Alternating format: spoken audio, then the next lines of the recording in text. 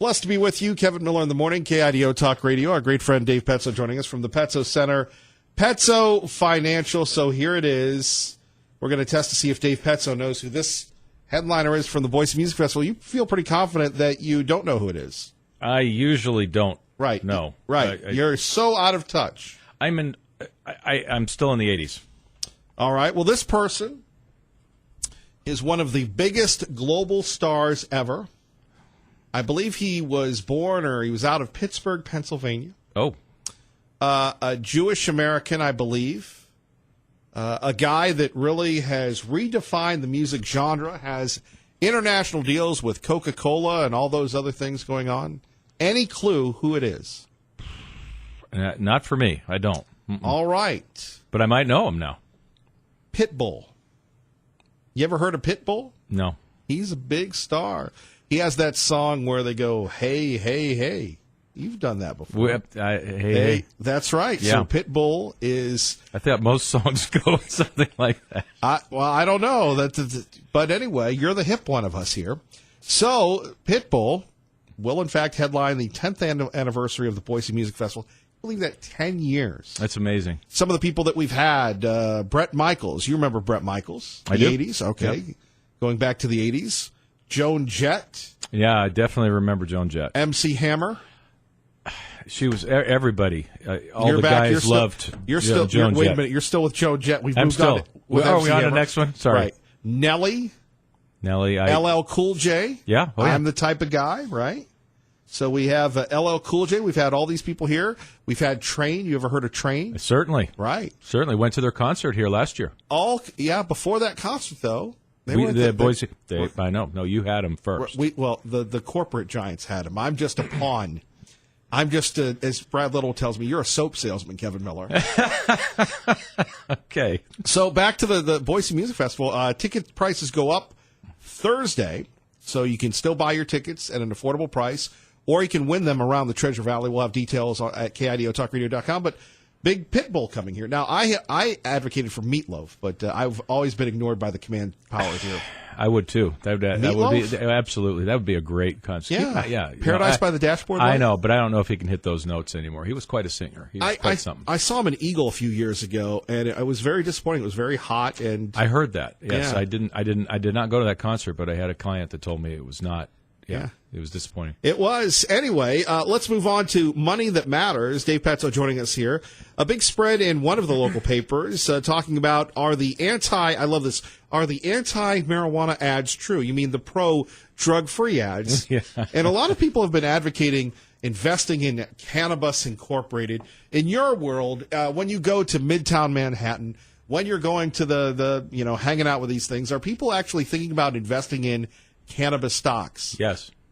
Now, how can they do that based on the fact that those people can't go to the banks? No, it's true, because what they're talking about right now, Kevin, are Canadian cannabis stocks. Okay. That's because it is legal, and that's what people are buying are those companies. Excuse me, and that's in fact what companies like Constellation Brands, which has the distribution, right, and they're talking, and they're the ones that are making big investments into these cannabis companies, so that you and I can drink a Coca-Cola or a little fruity cocktail of some kind and have a little buzz with it too. A buzz with cannabis. That's got to be tough though to regulate when you think about just the idea of what is in stuff. We've had people, little kids taking brownies to school, and all of a sudden people get sick because they had the pot in them, if you will. Yes, yeah, right, and how outraged people were. Now it just seems to be, it's a completely different world in the last 10 years, isn't it? It's just astounding. Sure. Ever since, Colorado, I think, was the first one, right? Ever since Obama. Still haven't gotten over Obama. That's a fair point. That's me, though. Yeah. Well, I don't know that this country ever will, frankly, Kevin. Sure. I shouldn't laugh about it. It's really quite true. But it's we're in a lot of areas are in a tough situation because of that. But yeah, it's covered in the Wall Street Journal very extensively because it is a big area. It's a big area of investment for businesses, and also it's a very hot area. And you know how media is of all kinds, even serious media like the Wall Street Journal is still going to be following what the social trends are. And the social trends are, I can't go a week without being asked a couple times about pot stocks. Here's a fascinating thing. The state is debating whether or not to legalize hemp. hemp was legalized because of the Farm Bill.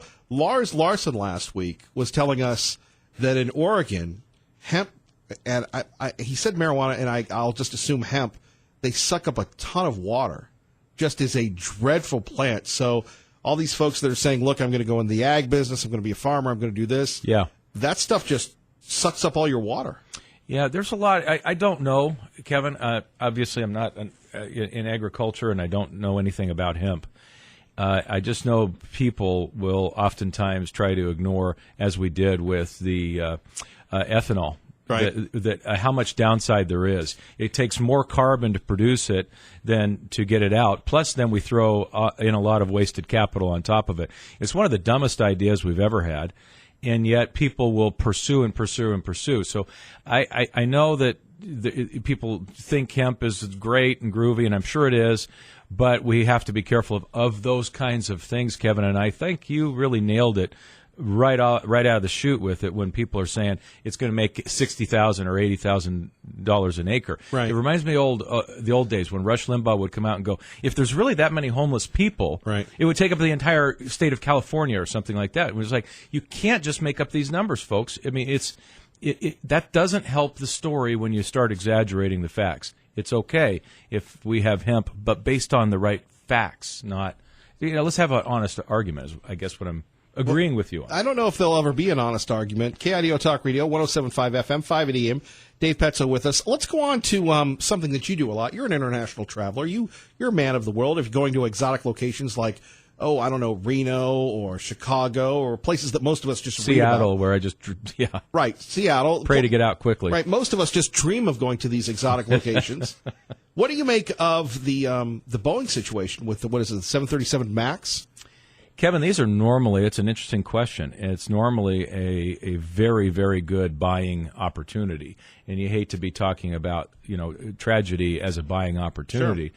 But when something goes down dramatically, like Boeing stock did, and rightfully, we don't know, wait till the dust settles, let's find out what's going on. It has historically been a very, very good time to buy, and I mean even Boeing's history or other aerospace companies. These things are amazing, and they're difficult to keep in the air, if you will. They're not difficult in the sense that thousands of flights have been flown with these things, thousands, and so it's not like we have 2 out of 1,000 flights went down. So something's weird, and it should be a fix they can make. We don't know yet, and certainly unless there's some kind of conspiracy, and Boeing's never been involved in anything like that at all. They've always done the right thing, if you will, all the way through, and that is to just stay on top of it and make sure that they fix whatever problem there is. These are very complicated aircraft. There might be something wrong here. There probably is, and so they'll go in and fix it, and they'll continue on. So normally that's the case, Kevin, and it's really not a question of being, an ambulance chasing a lawyer here. These are just usually buying opportunities. On the other hand, though, you take a look at Boeing, and by the way, Mr. Boeing, Bill Boeing, used to own this radio station. Oh, is that right? Yeah, Bill Boeing, they bought a few radio stations, and this was one of them, part of the Boeing family. And maybe one day Mr. Boeing will come back and buy us again. Who knows? But there's a question of training. And apparently this software upgrade, and Boeing lobbied heavily, the FAA and others, to say that this was not a new airplane. Because if it was a new airplane, then you'd have to do new training. And apparently it was some type of software thing that you could kill. Again, according to published reports, which you love so much, there was a switch that you could kill the software because apparently the machine senses something, and if it's in a stall, it nosedives the plane to try and gain momentum to come up. But sometimes they get the false readings. Right. That's initially what they're talking about. So we build upon that. You take a look at these autonomous vehicles all the time. Yes, exactly. I mean, we're years away, or are we? Precisely. I think that I think it's a really incredible point when you're talking about autonomous vehicles. We don't have any kind of concern. We have concern, but not the kind of concern, because if you're talking about an automobile, you're talking about a couple of people typically, right? You're not talking about 160 people dying at one time. And so it is a much bigger tragedy to have an airline go down. But we have had these kind of things happen with a Tesla not seeing what's in front of it and, and just running into a truck and things like that. These things happen, and we don't know why, but we are getting closer, Kevin, to those. But it reminds me even of a little thing, and that is in the car, your cruise control shuts down, right? So if it sees something in front, it pulls, it stops the car. Well, that's the new cars. That's the new cars, right? Newer, okay, 2015, whatever it is, something like that. That's brand new, man. That's pretty new for me, as you know. And so, anyway, so those things, and then all of a sudden it's broken, right? It's just, and then it doesn't work. It's an interesting. There are problems out there with all of them because technology can have the littlest of glitches. Now we've got Dave Petzo into the trap that we have been waiting for at 580-5436, 580-KIDO. So isn't Alexandria Ocasio-Cortez right when she says the corporate people are running things because Boeing pressured these governments not to reclassify this plane? Don't corporations have too much power? Dave Petzo, lover of the corporations. Well, I'm going to say yes and no. Okay, I do not like. I'm not going to agree with very much that Elizabeth Warren says, but I do think that the large tech companies have way too much power. Well, she says break them up. And I agree with her. If they're not going to wait a minute, hold on. Let's mark this right now. Yep. Dave Petzo is endorsing Elizabeth Warren. That's fake really news. Hashtag fake yes, news. That's good. She's a nut, but in this case, I think that she is. She's right, Kevin. These folks are acting very irresponsibly. Whether it's Google selling us, but selling all of our data, but Facebook is particularly in your face about it. They've been caught red-handed many, many, many times, and all they do is, we're working hard to be better, and they're not. They're not, obviously not. They don't care, and there's been no downside to it. So if we are not going to act responsibly as corporations, with very important ongoing data, then I think they need to be broken up. And so I do think that there are some problems coming for the big tech companies. But as far as Boeing and that, we'll have to wait for the conspiracy theory AOC. And coming up next, though, I want you to explain to us, please, how that would look, how you could break up the big tech companies. More with Dave Petzo, host of Money Matters, Petzo Center, Petzo Financial, right here. Kevin Miller, don't go anywhere. KIDO Talk Radio. So this is Pitbull. Oh, that was Pitbull. That's Pitbull. I can't wait to go. Right?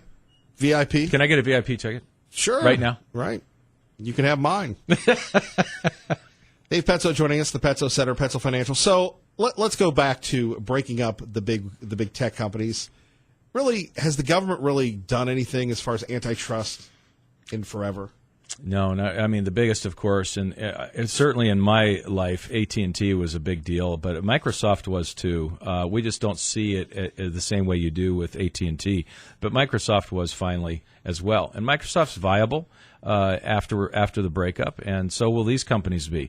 But the point that I'm making here is that if you are stifling ongoing competition, and I feel like they are, but the most important, if you will, impression, I would say, the easiest part is to say, look, Amazon is out there destroying so many businesses, good or bad. I'm just saying that it's great for the consumer, right? But they're out there destroying so many businesses and losing money doing it. But they're making so much money with this other business, the cloud business that they have, that they can support the destruction of all these other businesses. That's a classic antitrust. That would be the defining thing. You cannot undercut, undersell, and not make a profit in places or lose money just in order to destroy business. That is a classic case of antitrust. So I think that's where you would pick that. I'm with you. But is the government strong enough to take these folks down? You and I were talking about this podcast, Business Wars. Yeah. I'm doing this thing called IBM versus Univac. Univac was the first computer. Mm-hmm, Probably yeah. You remember Univac? You've read about it. I've read about it, basically. Univac was by Remington Rand, and they had it. And then IBM was, in fact, threatened by the government with a Sherman antitrust suit. They settled it out of court. IBM continued to roll. But that's when these people feared the government. Yeah. So I don't think Bezos, I don't think Zuckerberg, No. I don't think whoever runs Google fears the government. We could have these entities that are more powerful than the United States government. Now, to me, I'm a brick and mortar guy. I'm an analog guy.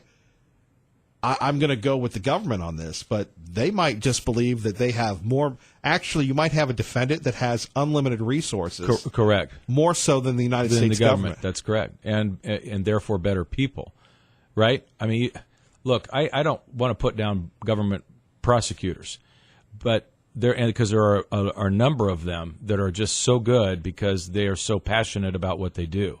But they are not making the kind of money they would make out in the private world, which usually ends up with the best attorneys, right? And so you're trying to make a case with less talented people, typically, if you are Robert fighting Mueller's somebody. pretty talented. Yeah, he's talented. Okay, never mind. What were you going to say? Nothing. I'm not. We're going to wait and see the report. Sure. The unbiased, clean-cut report. Sure. So back to this, we could have the government facing an enemy with unlimited resources and the ability to influence everybody because they own our phones. That's correct. That's right. And the news flow. That's right. They do. Kevin, you have a very good point, and I think that's an interesting point when you're talking about somebody that has $100 billion. That's just, that's what Bezos has, right? It's completely unlimited. That doesn't even include the companies. These companies are so rich. They've got tens of billions of dollars sitting in cash. And so when you're talking about that kind of wealth, you're quite right. And you're talking about being able to hire the best talent to go out there and influence it. The government needs to get on it and be very clear if these companies are not going to behave, and they aren't. It is in your face. And when you say that they're really not afraid of the government, I think they're acting very arrogantly and in the face of government, in the face of all of us. More coming up with our great friend Dave Petzo. Is a recession coming? Uh-oh. Find out next. Traffic and weather together. KIDO Talk Radio. I'm News Channel 7's Eric Everett.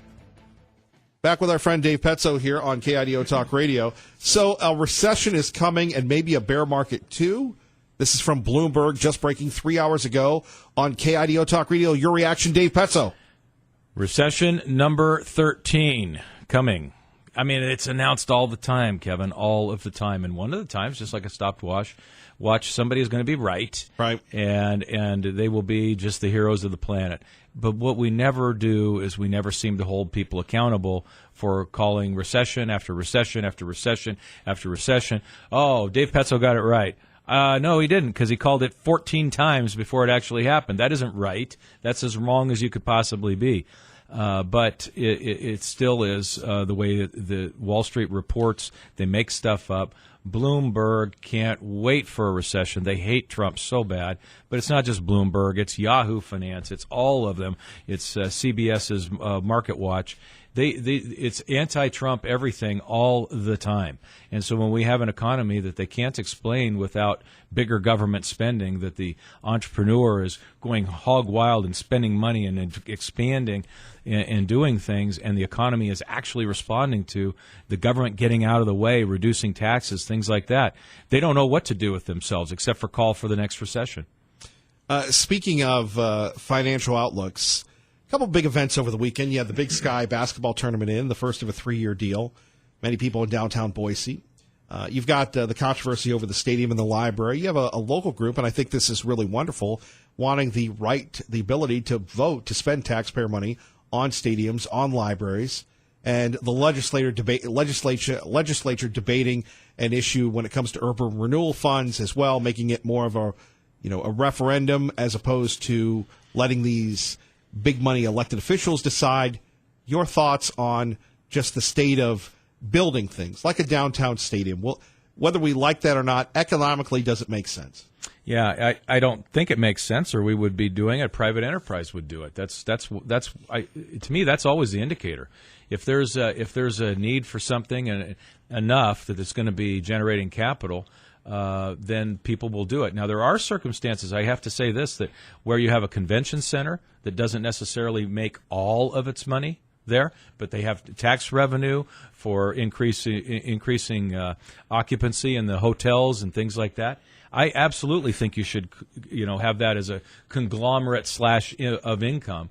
that you're generating. And so I do get that there are circumstances where you spend without an individual saying, all on its own, this is going to be profitable if we include the economic impact of the whole area. But when we do that, we also open up that Pandora's box of government making up numbers of what the economic impact is just because they want a new stadium, when it really isn't that big of an impact. Speaking of downtown Boise, they're building another hotel. They've got the Hilton Garden. Yep. They've got the Residence Inn. They've got Hotel 43. They've got the other new one with the fancy restaurant. They've got all these hotels. Now, you and I would go back and opine that, yes, the convention center needs to be expanded. We're such a hidden gem. But what do you know how you stay at hotels, right? Yeah. All right. Well, you're an Airbnb guy, too, sometimes. I've done that. You're a shrewd operator, so I got to keep up with you. But what do these hotels do? Let's say they have 500 rooms. There's no way there's 500 people staying in these rooms, so there's no way they're occupied all the time. Not all the time. Economically, back to the point about the city, does that make sense to have another hotel here? Obviously, these people aren't dummies. No. They see something happening here Correct. that I don't see on the horizon. Do you? I don't see it, but again, this goes back to years ago when they were just putting in the Village, for example. And Yes. you and I talked about that, and it looked like this. Are you kidding me? Build it and they'll come. That's what it looked like. But that makes sense because it was Eagle Road, and that was It did, but at the time we had the same. Like, where are all these people going to spend all this money? And the answer is, the people are not putting up multi-million-dollar buildings without the demographics, without the studies. So I have to trust that if real dollars are being put there, if this is a city, then it's probably just stupid money because it's not their money. They don't have to turn a profit. They don't have to justify anything.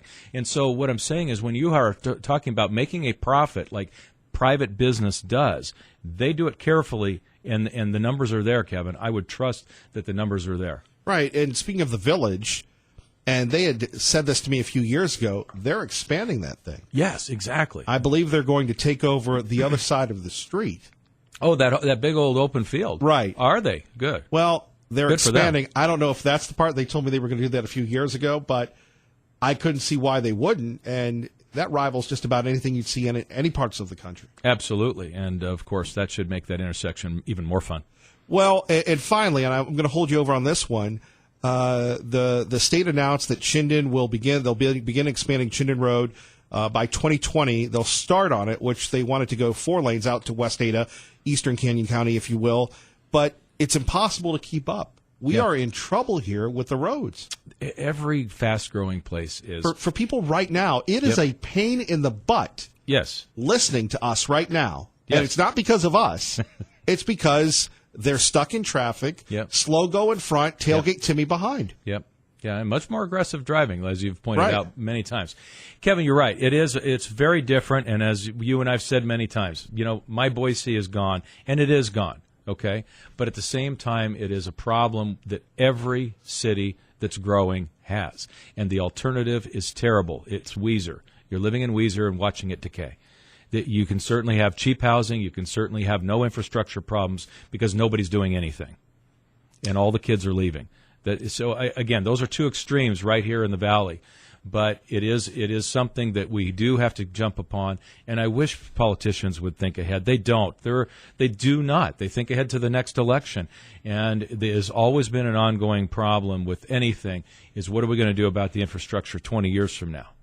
We don't make plans. Dave Petzo always making plans. Trying to. Saturday, Money Matters. That you going to be here? Actually, Jennifer Stone is going to be doing the program with Tom Brown and Erica Mutch. Better watch out. The big 3 coming for you. That's right. Dave Petzo, Petzo Financial. Thank you, sir. Thank you, Kevin.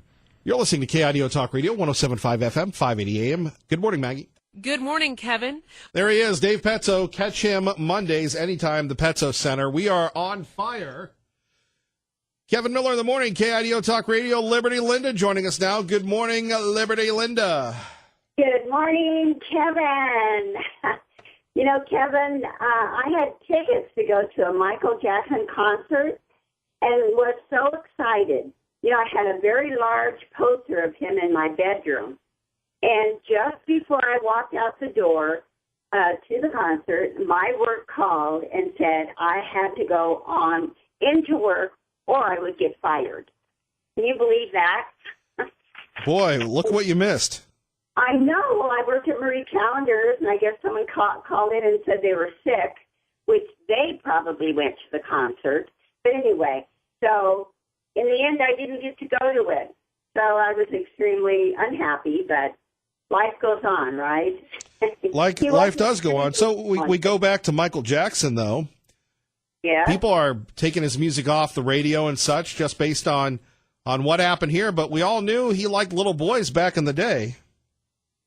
Well, I did hear some things, but, he was so talented. I liked him so much.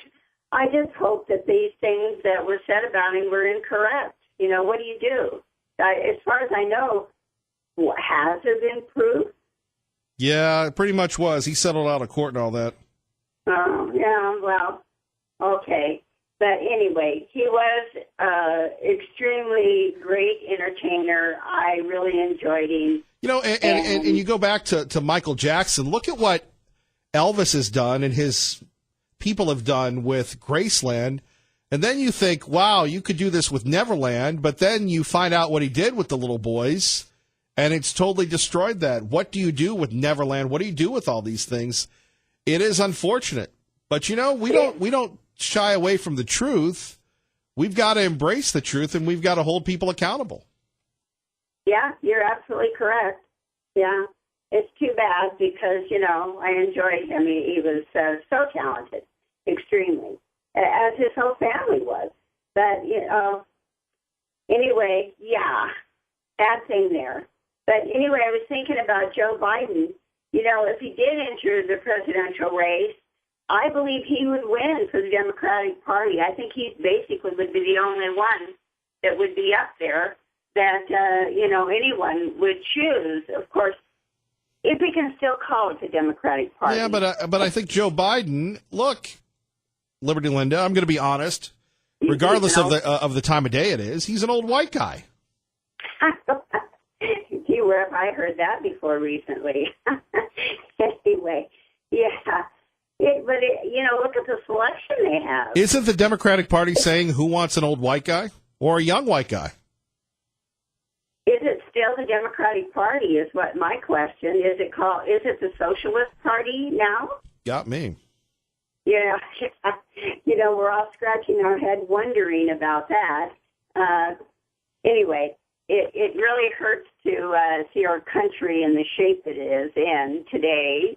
And also, and in my beautiful California is absolutely unrecognizable. People are fleeing instead of fighting to bring it back into the union. It's gone. It's like it's not a state anymore. And in the beginning, there in the 2000s, there was such an invasion there. I remember hearing families talking about which state they would flee to. And the top ones were Washington State, Utah, and I think we can guess which the third state was. Well, look, California was lost on Prop 187. And I liked Pete Wilson, and I supported Pete Wilson when he ran for president back in the day. And Wilson, all of a sudden, he was tough, and they made an example out of Pete Wilson. By the way, in a recent LA Times story, he said he'd do it all over again. But here's a guy, Prop 187. Look, if you, in fact, are a citizen, you have a right to vote. But if you're a non-citizen, you shouldn't be able to vote. Yeah, but the problem is they bus in the non-citizens by the busloads to go in and vote. And I've heard it in many areas. And you know something? After Prop 187, the Republican Party became afraid of immigration. And remember, Prop 187 was the measure that sought to stem illegal immigration, addressing the cost of cutting off state services, including health care and public education, to those in the country illegally. There you have it. Boom. And look what we're going through today. I mean, they're actually fighting our president to protect us. Yeah, can we believe what's going on in our nation? We need a wall there. It's crazy what's going on there. We watch it on the news, and we're saying, who can fight this? We have to protect our nation, or we will not have one anymore. And exactly. Let's go back to Joe Biden. Are you having an affinity for Joe Biden? Is that what you're saying? No, absolutely not. Oh, you're okay. Let's let your heart not be troubled. Here is Joe Biden on one of his many gaffes. Okay. And I also am told that Chuck Graham, state senator, is here. Chuck, stand up. Chuck, good to see you. Oh, God love you. What am I talking about? I tell you what, you're making everybody else stand up, though, pal. Thank you very, very much. I tell you what, stand up for Chuck. There we have it. Joe Biden, stand up for Chuck. There are a ton of Biden gaffes that people are just waiting to use on Smokin' Joe.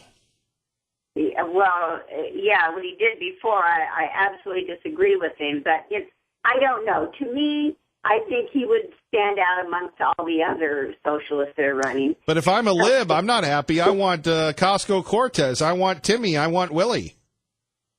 I don't want any Democrat or socialist up there. Fair enough, Liberty Linda. You take care. You as well, Kevin. Have a great day. Great to talk to Liberty Linda, calling in from Utah. The ability of this program, thanks to you, continues to grow. Utah, Montana, Wyoming, New Hampshire, Ohio, Georgia, California, all places, Texas last week, where people are finding us. And if you know someone and they don't live in Idaho, maybe they're like a buddy of mine named Ron who called and said, I heard about your station. I want to move to Idaho. How can I be informed? And I said, look, it's free. It's called the KIDO Talk Radio app. You go to the App Store, Google Play, Google, Boogle, whatever. You get it, KIDO Talk Radio. You get this show. You get the podcast. You get the blogs. Get it for free, like the old days of transistor radio, but it's on your phone, digitized and ready to go. That's free.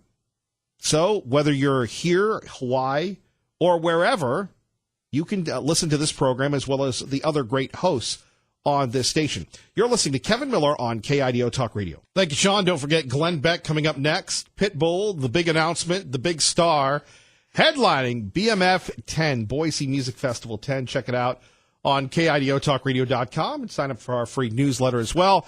Joe Biden. There's no joking around with Joe.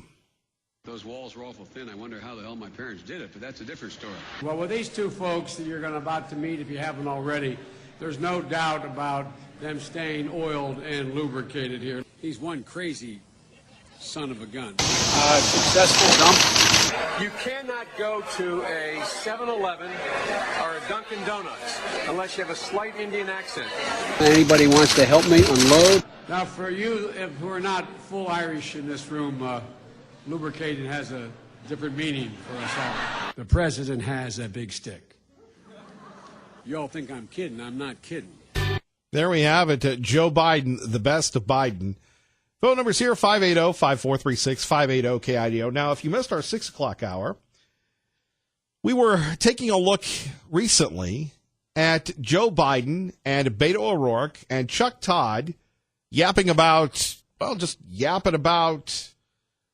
being a white guy, as if being a white guy is a bad thing, right? Chuck Todd asked him that. Your political party is not interested in white guys. Well, Beto also had to apologize for writing something as a teenager. What is Beto, like in his 40s, something like that? And talking about his wife, saying, look, my wife hangs out with the kids. She raises the kids. I stay at home. Well, that's misogynistic. You're subjugating your wife. You're doing all these things. I'm like, man, dude, that's how America rolled, right? Everybody talks about one spouse being the breadwinner, the other one taking care of the kids in an idyllic setting. Well, no, Beto had to apologize for that. Let's take a listen. This is from a campaign event in Cedar Rapids, Iowa.